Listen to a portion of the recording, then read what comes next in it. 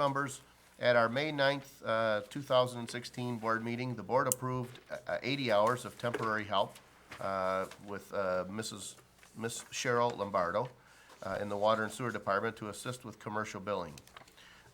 The upcoming commercial billing cycle will begin the first week of July. Her experience would greatly help the new senior account bookkeeper, and in addition, the reality is we've been short in that department since, I believe it was the end of April. So Ms. Lombardo has worked some quantity of that 80 hours, and we've taken a department that we normally staff with 3 clerical personnel, and for about almost 2 months now, we've been at 2 clerical personnel, save for the times that she's come in and worked. I can say that, in fact, on a particular day, and I can't say how many, but I know that when I came over to the engineering building and I saw Ms. Lombardo there, the folks there shared with me that she came on her own time to help with a problem because the person that took over her position was struggling with a particular issue. Ms. Lombardo's been in that position for a long time, and there's a lot of knowledge that she has. I hate the thought, I certainly appreciate the thought that she would come in on her own time, but I hate the thought that anyone might have to do that. Clearly, during this last 2 months, we've saved a greater amount than 3 weeks of labor. So I would be looking for a motion to approve up to 120 hours of temporary help from Ms. Lombardo in the Water and Sewer Department at the rate she retired with, which was $23.80 per hour. And I was going to say, I'll also point out that although we voted to hire an administrative clerk, as we've experienced in the past, the person that we discussed was given an alternative offer from their current employer. So while we should be now staffing that by 3 people, in a couple of agenda items, I'm bringing back another name. So at this point, we haven't even approved the hiring of the person to replace Ms. Bobsine, who moved into Ms. Lombardo's seat. So we're going to be short in that department at least 2 more weeks at best. Okay, so I'm just gonna assume, since I know how everything works in billing and the timelines and everything, I'm gonna assume that the 40 hours, the extra 40 hours is probably gonna be next month, right? Because the way the billing works is you don't need to have 3 consecutive weeks, right? Just the way it works. By the 3rd week, we're already getting the bills and collecting them in the treasurer's office, Okay. right? So is that a floating 120 hours? Is that what? It's up to, right, yeah. So likely, if we were to approve this, I think Ms. Lombardo would be in a position to provide assistance still this week for a certain sum of time, and then during the July cycle also. So in other words, when we'd ask for prior approval of hours, we've consumed those hours sooner than we'd thought. Right, I'm just clarifying it because the way it reads, Yeah, it's it's not like straight, it's 3 it's not a weeks, straight run. Yeah. But knowing what I know about the water sewer, it's not consecutive. I'm Correct. just pointing that out, that Yep. it's more of a open Yep. thing. It might be 5 days in July and then maybe 5 days in August. I don't know. Yeah, I don't anticipate that a future request will come, but certainly I didn't anticipate when I brought a recommendation for a hire 2 weeks ago that person would say, oh, I've changed my mind, my employer gave me some additional money to stay. Now, I want her to be trained as as much as she can, obviously. So I'll make a motion to approve the 120 hours of temporary help from Ms. Cheryl Lombardo in the Water Sewer Department at a rate of $23.80 per hour. Right? Is there support? Support? All right, good. We had some discussion. Is there further discussion? Hearing none and seeing no public comment, all those in favor signify by saying aye. Aye. Those opposed, motion carries. Thank you, Board. Next on our agenda, item G2, we're looking for a negotiating committee. Board members, in the past, when we've had the opportunity or the need, I suppose, to renegotiate an expiring contract, we typically establish a negotiating committee. The firefighters' Local 1737 contract expires on December 31st of this year. So we need to establish a 3-person committee, or we should establish, we have historically done so, in order to negotiate the committee for the firefighters' contract. I make a motion that we appoint Mr. Verkes, Mr. Witt, and myself as the committee. Support. All right, we got a motion by Mr. York, support by Mr. Tominello. I would say I'm still in this, because of my surgery. Maybe if we could have, An alternate? still not released from the doctor. Right now, I come in, I went to the fire pension for a couple hours and did that. Sure. But, if we might have an alternate if, And I would. I think what happens with these is we get hot and heavy like in October. Right. It just seems we might have a date here, but, by October when it gets heavy, I should be fully released from the doctor. All right, so Hopefully are you, way before then. are you proposing an alternate? Yeah, if somebody would like to, if I can't make it, if they would like to. Just because we work during, our Right. meetings are during Well, we can daytime just leave hours. it open. If I can't make it, I'll send an No, email to the. I think we to should the have, thing and- we should have clarity as to who the negotiating team is. That's Yeah. fine. Just so we can That's continue, fine, me, so we you- can, just because we work during daytime No, you're right. business Yep, hours, that's fine. Good. I would look towards, Mr. Batanti. Is there a comment there that I'm not working? You enjoy retirement and, have some free hours during the day that others All don't. right. So I would offer that as an amendment to your motion to include, Mr. Batanti as an alternate for. Great. for that. I'll amend my motion. And you're comfortable with that, Mr. Batanti? Despite the. No, Yes, I'm comfortable with that thing. All right, It's quite an experience, by the way. Thank you. Plus we have a history, the three of us, with doing these contracts, and going through the, sure. Mm-hmm. So that's an amendment to the motion. If it was, I'll amend my yes. support. Yes, I did amend that motion. All right, Mr. good. Domino? Any further discussion? Hearing none and seeing no public comment, we have a motion by Mr. York with support by Mr. Tominello to appoint myself, Ken Verkest, Adam Witt, Darren York to the IAFF Contract Negotiation Committee and to include Mr. Bill Batanti as an alternate. All those in favor signify by saying aye. Aye. Those opposed? Motion carries. Thank you, Board. All right, board members, next item on the agenda, G3, addresses the administrative clerk position in the Water and Sewer Department. We went through that interview process. We really had 3 candidates that we felt pretty strong with, and the leading candidate, as we discussed here, had pretty high qualifications for the position, but was really interested in this opportunity based on some other life factors. And I know it was a difficult decision for her because I'd had opportunity to talk about it back and forth throughout last week. In the end, her employer decided to give her basically an increase and something, so she rescinded her request for employment. I do think it kind of bodes at least kind of some commentary for the fact that clearly there's folks that are interested in employment with the township, number one, and that we've been pretty fortunate to vet out some pretty good qualified candidates. We discussed, I guess, I don't know that we want to say anyone is our second choice, but we certainly discussed amongst the interview committee the other 2 candidates, and for various reasons, not necessarily that everybody's good or bad, but we felt that the next person that was an appropriate fit for this position was Miss Jessica Fallman. So the recommendation from that committee and ultimately from my office is that we offer her the position of the administrative clerk in water and sewer.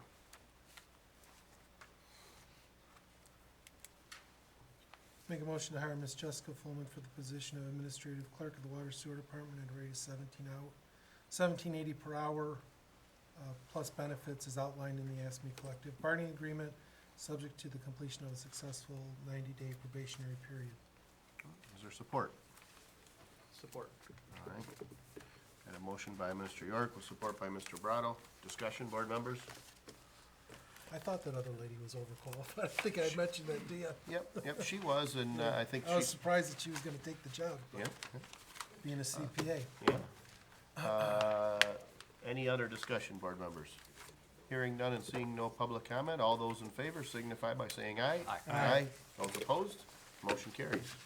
Thank you, board. Next on our agenda is public comments.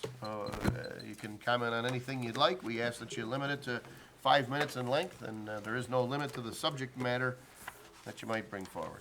Bill Serville, resident, zoning board of appeals member.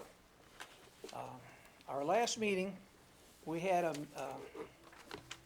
case that was, purpose of request was requesting a 58.5-foot rear yard variance from center line of road for detached garage. This is because this particular parcel fronts on both Tucker and the back of the house faces Metropolitan Parkway. We were told by the secretary, after this was noticed and published, and it's on our agenda, we were told that we should pull this case from the agenda. I made a motion to approve the agenda as it was written, and ultimately made a motion to table this for 30 days based on an opinion from the township planner as to why he felt this person didn't need to conform with the 30-foot setback on Metropolitan Parkway. The end result was that our secretary told me that it was decided by Mr. Witt and I assume Mr. Huth, she said our attorney, that it's gonna be pulled off the case and the thing is moving forward. The man does not need any variances. For the people out in TV land that don't understand how zoning board of appeals works, this board appointed me, along with 4 other members, to serve on there, and they serve autonomously.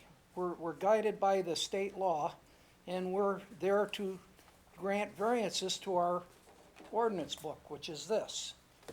So I will read from the ordinance book what the ordinance says about houses or properties on 2 frontages.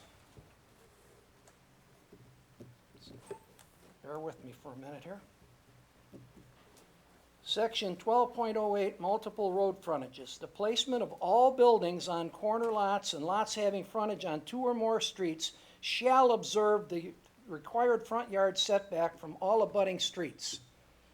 Now, that's pretty plain to me, that you have to be 30 feet from the edge of Metropolitan Parkway.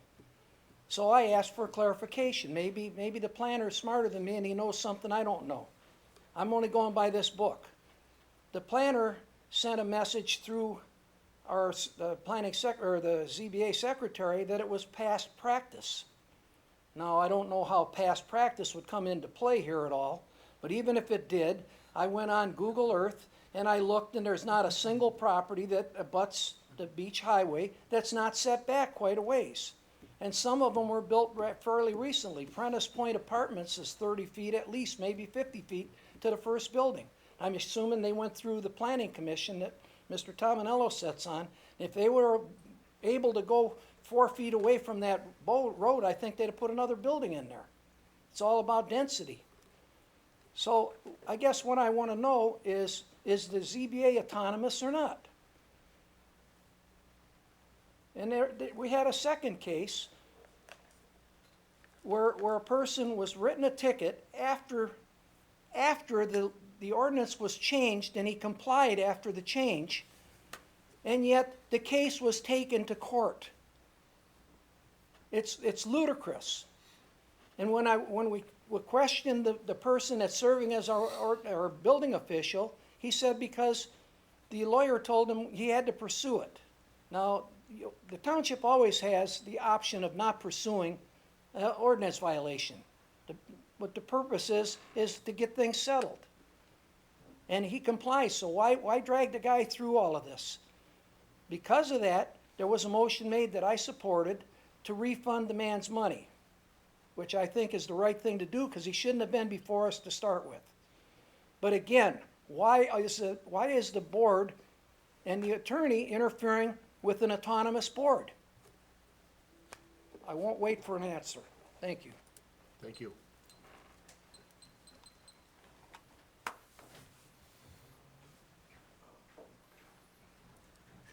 Gotta be quicker. William Bardell. Thank you, sir.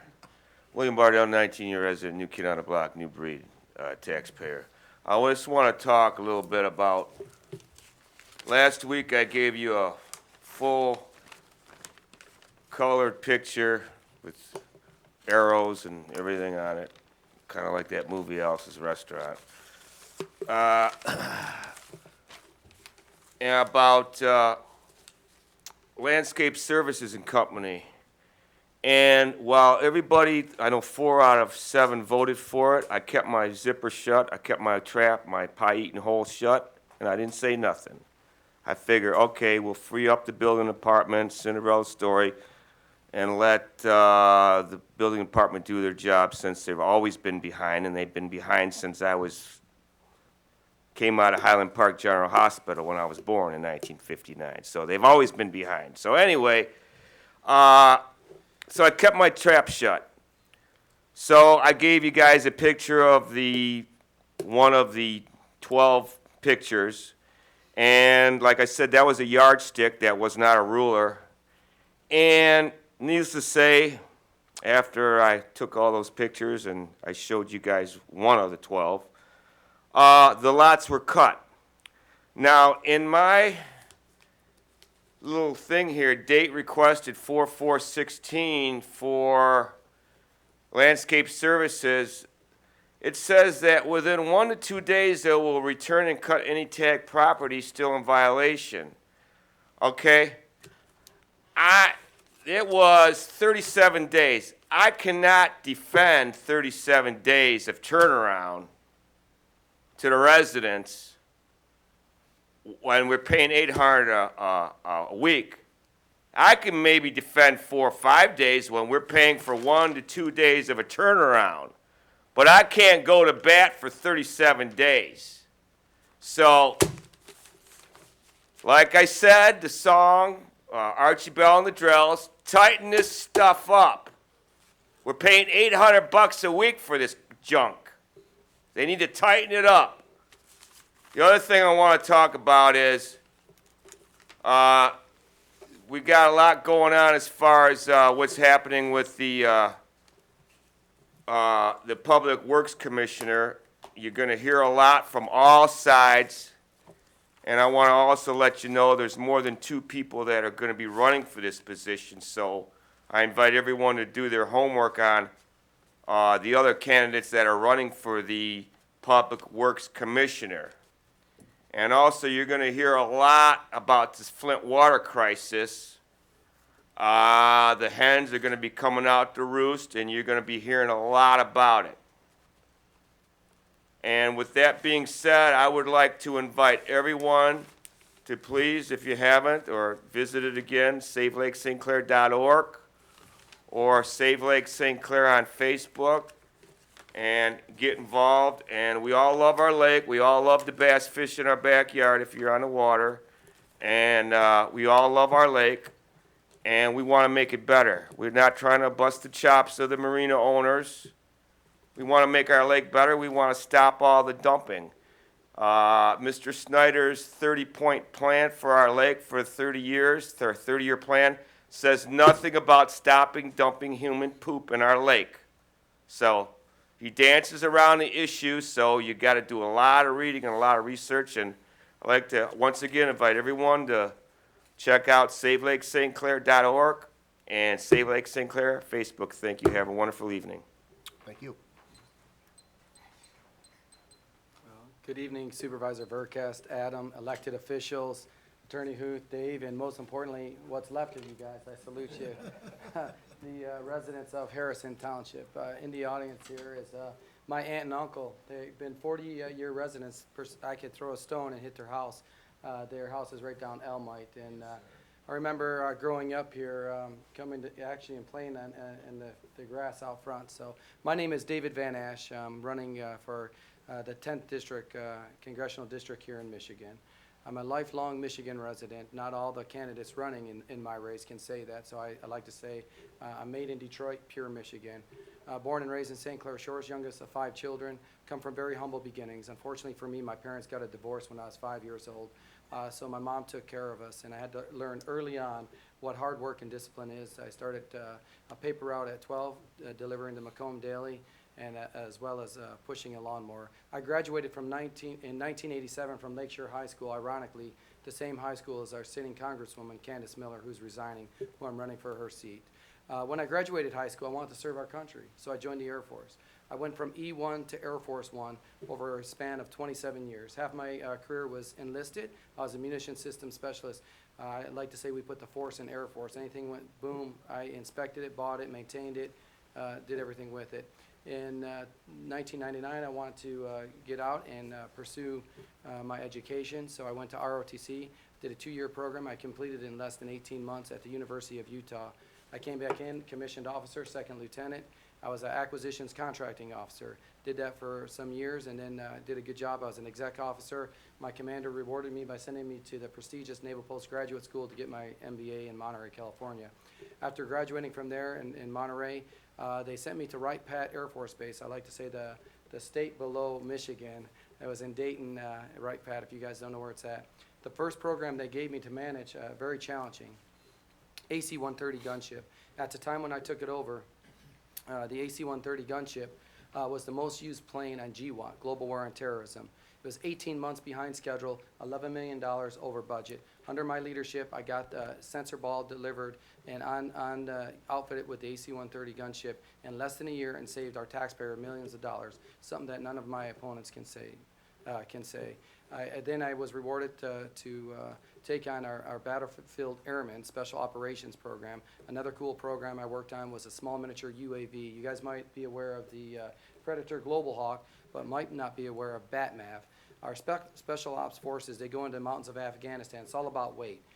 You know, they can go with packs from 75 pounds up to 100 pounds. I contracted with a defense contractor, AeroVironment, out of Simi Valley, where Reagan Library is, and bought it weighed 1.2 pounds, and got this program delivered within less than a year, and was enabled our spec ops guys to go up, climb any mountains, and let the plane loiter for about 45 minutes to an hour. They bring up their heads-up display, and they can call in strikes. So between the AC-130 gunship and that program, I was directly responsible to tying back to killing many bad guys that we're still battling today. In 2009, I was put in for a BNR, by name request, to go to Air Force One. They flew me out to DC. I interviewed with 20 other captains at the time. That was my rank.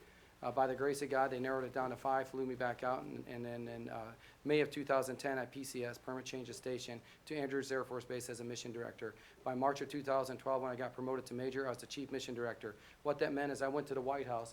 I was responsible for getting the president's plan for Air Force One for every one of his trips. I planned, led, and directed, led an elite team of 5 captains, to include when he went into Afghanistan, when less than 20 people in the whole world knew that that trip was going to take place. I had him in country 2 hours outside the airspace before we released it to the national public. I retired in January 2015, wanted to come back home. Home's where my heart is, being a lifelong resident, specifically Macomb County. I never once relinquished my residency, Michigan residency. I represented the 10th District in the state of Michigan with pride everywhere I traveled. I've been to over 45 different countries. I came back home. I took a job at Navitas Systems, a high-tech renewable energy company. A123 went bankrupt. I don't know if you guys know, lithium-ion battery out of a company out of Livonia. Wang Sheng came in, $1 billion company. They bought that, but what they couldn't buy was the GSG, the Government Solutions Group. I personally led that merger and acquired it with Navitas. We renamed Navitas here in Ann Arbor to Navitas Advanced Solutions Group. I led an elite team there of 70 personnel. I oversaw engineering, supply chain management, program management, and our research and development team. I took that company from a small high-tech renewable energy company startup. Apologize, may I finish? Yeah, sure, go ahead. Thank you for the extra time. To a multi-million-dollar company. In February this year, my friends and family, they came to me, including my aunt and uncle, said, David, Candace Miller's retiring, which I already knew that. We need a man of integrity and character, trusted at the highest levels to replace her and run for her office, not another politician. So I'm a Christian. I prayed about it. And at that time, Franklin Graham was going around, and he's visiting all 50 capitals, and he's praying that God would raise up God-fearing men to run for public office, because we don't have God-fearing men anymore, and we don't have any veterans in public office. It's dwindling because we got less than 1% of the people now in the history of our population that are even serving in the military. So I put it to some thought. I gathered a team, prayed about it. I got my campaign team together. I resigned from Navitas in April, and I declared in April. I was the last one to declare. There's 5 of us running, but those are our last shall be first. We made a big splash, and we're in this thing to win it. I'm running on fiscal responsibility as a conservative Republican. But first and foremost, I'll point out to you, we're a border district and a border state. To date, I'm the only candidate that has taken time to meet with General Slocum, as a personal friend of mine, to understand the current roles and responsibilities of what's going on at Selfridge Air National Guard. And not only to understand it, but I laid out to him my vision and plan, because we're vulnerable at the tip of the thumb there with ISIS coming through. This threat should have been eliminated. They need to be eradicated. And no one's going to do it better than a veteran. Prior to coming in here, I walked out at your memorial out here, October 11th, 1992, and you have a saying from President Reagan, which I really appreciate. No one is more responsible to secure the liberties and blessings that belong to all of us than the veteran. That responsibility relies with the veteran. And I hope that you guys would consider me as a choice, and you'd send a veteran to replace Candace Miller, and not a politician. Another thing I'm really strong about is fiscal responsibility, or I should say irresponsibility at the highest level. In the last 7 years, we went from $10.2 trillion to $19.3 trillion in debt. This is irresponsibility at the highest level, is putting our children and really some of your guys' grandchildren in generational debt. Another thing, we had a partisan healthcare bill just jammed down our throats, and now all of us are paying more for our healthcare and receiving less quality. Patients and practitioners should decide what's best for our healthcare, and not bureaucrats and politicians. I won't take any more of your time. I could go on a lot of other issues, but I am a constitutionalist. I'll fight hardest for our First and Second Amendment rights. Those things I will not compromise on. I'll open up to any question if it allows, and I appreciate the time and allowing me to speak here today. Thank you very much. Thank you. Thank you. Good luck. Did all without teleprompter. What's that? That was a lot of talking. Oh, pretty impressive.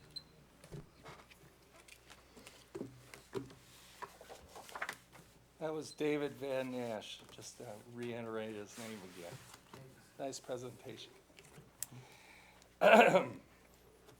First off, I'd like to address a comment that was made by one of you guys about the fact that people that come up to this podium are campaigning for election. I will say this, I've been up to this podium more years than any one of you have been on the board. I've been up here all the time. So don't accuse me of that. But you could accuse yourself of the fact that you've been running for election from that side. And you know what? I'm the kind of guy that won't stand for that. So if you want to say things, I'll say things. Now we got that done. I wanted to talk about this issue with the Zoning Board of Appeals. I hope you guys are going to do something to resolve the problem. It is completely unacceptable for anybody on this board, supervisor, clerk, trustee, treasurer, for any of you to go and tell the ZBA, or the Planning Commission for that matter, what they're supposed to do. Or by other actions, taking this stuff away so they can't do their job. I'd just like to read the thing about jurisdiction. The Zoning Board of Appeals shall, and the word shall is not permissive, it is, you will do it. Including what he brought up, it is shall hear and decide questions that arise in the administration of the zoning ordinance, including the interpretation of zoning maps, and may adopt rules to govern its procedures sitting as a zoning board of appeals. The zoning board of appeals shall hear and decide appeals from any administrative order, requirement, decision, or determination made by any township administrative official or body charged with the enforcement of the zoning ordinance. The zoning board of appeals shall also hear and decide on matters referred to by any township administrative official or body charged with the enforcement of the zoning ordinance. It's pretty clear. It means you don't interfere. It means you don't try to keep things off the agenda. It means you, the attorney, don't do that. Now, I don't know if you're the attorney they referred to, but you people that work for you, I've had some real differences with them. I guess the question becomes real quickly, why would any administrative official want to interject themselves into a rule? Why would you want to get involved in a garage that's too close to the right-of-way or too close to the road? I guess that's the question for you, Adam, because you were the one that was trying to get involved. Why would you do that? Is this person a friend of yours? Is this person a friend or a relative or a neighbor or maybe a churchgoer? The fact of the matter is you don't belong in that issue at all. And if you can't see that, then go ahead and read the zoning ordinance. Because you know what? When I got into office, I read the whole zoning ordinance, from front to back. I don't think you know what's in there. The fact of the matter is there's not only the issue of whether it's too close to the road, it also is sitting on an empty lot. An empty lot cannot have an accessory building on it. But, just let it go. It's past practice. These people determine what past practice is. They determine what needs to be done. That's why they were appointed. I've disagreed with the ZBA many times. I've disagreed with the Planning Commission also. But you know what? They make the decision, not you, Adam, not you, Ken. And I know you were approached, Ken, about this same problem. Did you do anything about it? We're sick and tired of you guys trying to interject your own personal opinions into every decision that comes in front of this board. And then the rest of you guys sit there and nod your heads and go with it. It's time that you straighten this out, and I expect to hear from you since you talk all the time after everybody leaves. I expect to hear you, Ken, telling us what you're gonna do to make sure this goes to the or to the Zoning Board of Appeals so that they can decide on it. What's the problem? Because that's what your statutory duty is. Thank you. Thank you. Seeing no other public comment, we'll close the floor for public comment and move back to board comment. Mr. Supervisor. Reading apparently does not grant comprehension. The Zoning Board of Appeals exists to hear appeals to their body based on somebody disagreeing with what our ordinance is or what the building official decides. So in the case of this, I don't know the address of the property. I don't know who lives there. I don't know who's building that. I don't know anything. The building official said, you know, we made a mistake and we put this on the agenda. The planner's saying it doesn't need to be on there. What do? Well, it shouldn't have been on there. This was an item where the zoning board exists to hear appeals based on something in the ordinance. I didn't know the underlying, I knew that the planner had said, hey, it doesn't need to be on there. We pay a planner to interpret our ordinance to help guide the building official's decisions. So, again, reading doesn't grant comprehension of what the zoning board is supposed to do. The zoning board is an appellate body. So they don't have authority to bring cases before them. They only hear appeals by residents. So if somebody says, you know what, I don't need to appeal it, why go to zoning board of appeals? It doesn't need to go on there. They don't get to say, I get to hear it and I get to pick on your house and pick on your house because I think I'm in charge. And you don't get to say what you did, Adam. Well, there was a time for public comment. That time is Yeah, well, closed. he's doing He's his attacking me, and he's not right. And he he's don't have a right attacking to do me that. too. Again, I'll tell you what, I've served on the ZBA, Adam, you never did. I wrote the damn ordinance. I was involved in it when I was on the planning And commission. it was on the agenda. And it got was pulled on off the agenda. Okay. Again, we gave a chance for public comment. That section of the meeting is closed. So, yeah, again, I'm just trying to respond to some accusations that were made. The question before me was, hey, we made a mistake and put this on the agenda for the zoning board of appeals. When there was no appeal to be heard, should we take the person off? The question to me is, yeah, they're not an appellate body. hold on. So, and I said, double check with the planner, double check with the attorney, and that was where I left it. So again, I don't know the person, don't know the case, don't know the specifics, Just keep never heard lying, anything. Adam. Just keep And lying. we have some rude people that are trying to yell over me, but gave them their time and I'll finish my time. Yeah. The way it was explained to me and the way I understood it, I'll offer up a parallel. If someone had come to the building department and said, well, I'd like to build a deck. And when someone initially looked at the plans, they thought, well, you can't put a deck there because it intrudes into a certain setback, for example.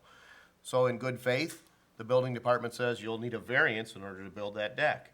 If at later review, we determine that the deck can be built within the zoning ordinance, it isn't appropriate, excuse me, it isn't appropriate for the zoning board of appeals to hear that case. since no variance is necessary.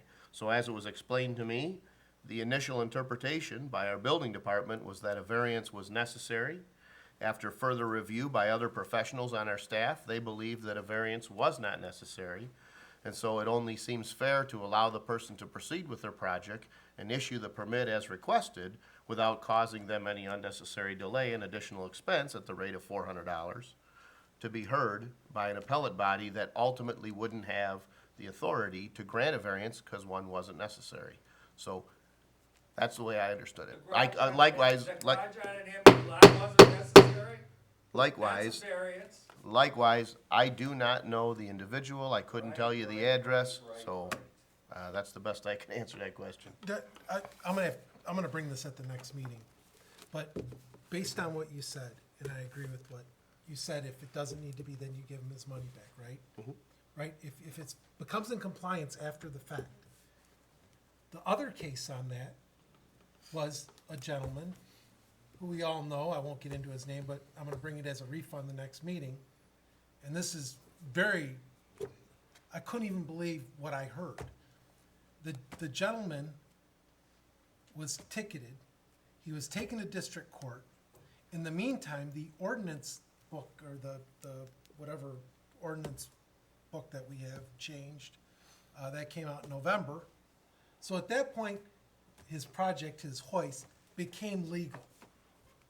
Became legal at that point. They had him up here and ran him through the paces, and our building official, I went and asked him afterwards, why do you keep this up? Once he's in compliance, we're done, which was 6 months ago, right? Once he's in compliance, we're done. He said that our attorney told him that he had to keep taking this on.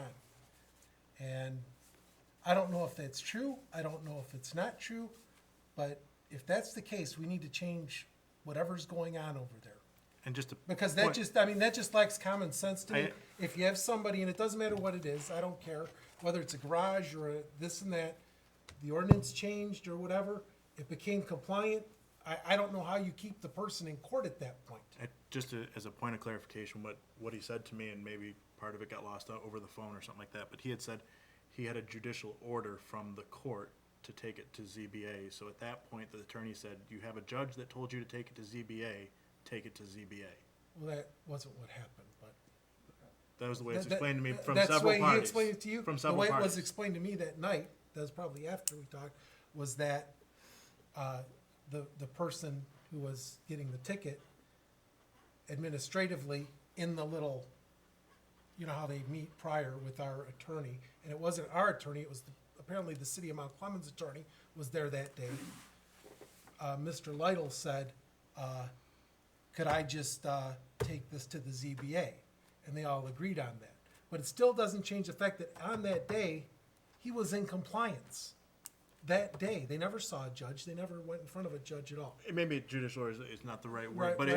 it was the agreement at court to, in lieu of the Okay, ticket. I mean, I don't I feel understand what compelled. planet people are living on. Okay, I'm living on this planet, Darren, and you know, you call my office, we strive to get compliance and move these matters along without going to court. I now heard enough of the facts that I know this one. Of course, our office didn't handle it right because it was a township official at the heart of this, so we had a conflict, right? So it was not our office. Agreed? I don't know, I wasn't That's part of it. true, it's not so- our office, so. I was just here that night. Okay. You can't represent both sides. Right, so Okay. what's happened is, one of the township officials is having a dispute with his neighbor, they're making cross claims against each other.